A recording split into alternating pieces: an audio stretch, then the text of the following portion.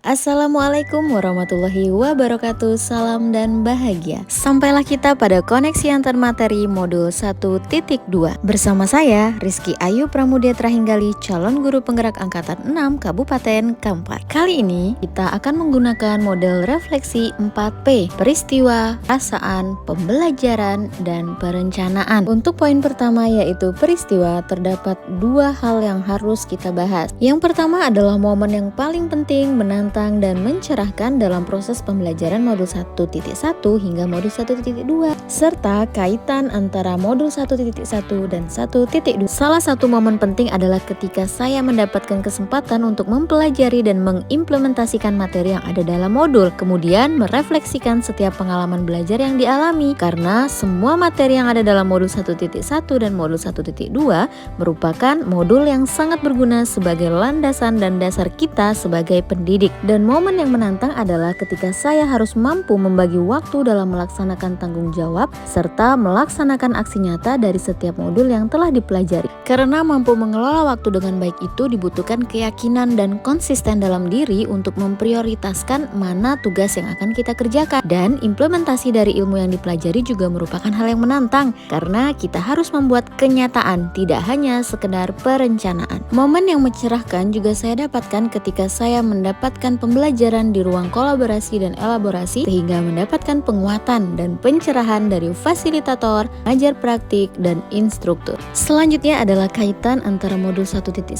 dan 1.2. Dalam pembelajaran, sesuai pemikiran Ki Hajar Dewantara, kita harus menghamba pada murid atau berpihak pada murid. Maksudnya adalah pembelajaran harus berpusat pada murid. Murid bukan sebagai objek tetapi sebagai subjek. Dan dalam memimpin pembelajaran, guru harus memahami kodrat anak dan kodrat zaman agar mereka dapat mencapai keselamatan dan kebahagiaan setinggi-tingginya. Filosofi dari Ki Hajar Dewantara tersebut tentu saja sejalan dengan salah satu peran guru penggerak, yaitu menjadi pemimpin dalam pembelajaran dengan mewujudkan well-being dalam ekosistem pendidikan di sekolah. Ki Hajar Dewantara juga mengatakan bahwa peran guru haruslah sebagai teladan atau role model bagi peserta didik untuk mewujudkan profil pelajar Pancasila yang ada dalam penjelasan modul 1.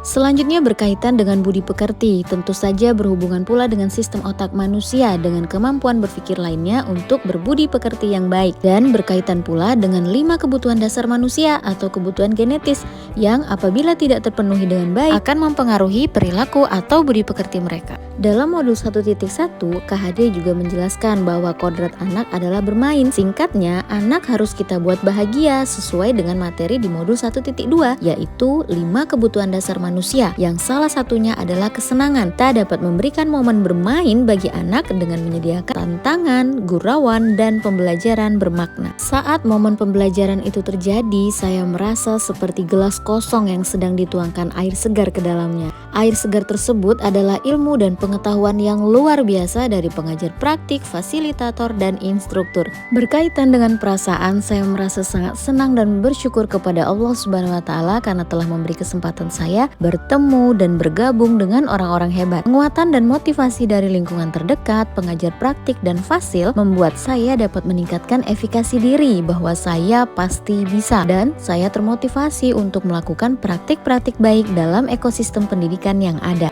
Sebagai momen pembelajaran, sebelum momen ini terjadi, saya berpikir bahwa siswa pintar hanya berdasarkan KKM dan kognitifnya saja. Kemudian, refleksi dalam pembelajaran juga tidak perlu didokumentasikan, yang akhirnya saya lupa dan bingung mengenai kelebihan atau kekurangan apa dari pembelajaran yang telah dilakukan, menganggap anak pendiam, pemalu tidaklah pintar. Dan itu semua berubah ketika sekarang saya mampu berpikir bahwa hakikatnya penilaian tidak hanya dari kognitif saja, tetapi poin utamanya anak bisa memaknai pembelajaran dengan bahagia. Sekarang juga saya berpikir bahwa mendokumentasikan setiap refleksi itu sangat penting agar memudahkan kita mengetahui kelebihan dan kekurangan apa saja yang harus diperbaiki, dan setiap siswa memiliki karakteristik, minat, dan bakat masing-masing yang apabila guru menemukan jalan yang tepat untuk memfasilitasi mereka, mereka akan dapat berkembang dan berprestasi. Untuk penerapan ke depan, mendokumentasikan refleksi tentu saja bisa memudahkan dalam melakukan melakukan perbaikan dan kegiatan selanjutnya. Membuat inovasi media pembelajaran juga sangat penting dilakukan dengan memaksimalkan aset yang ada di sekitar kita.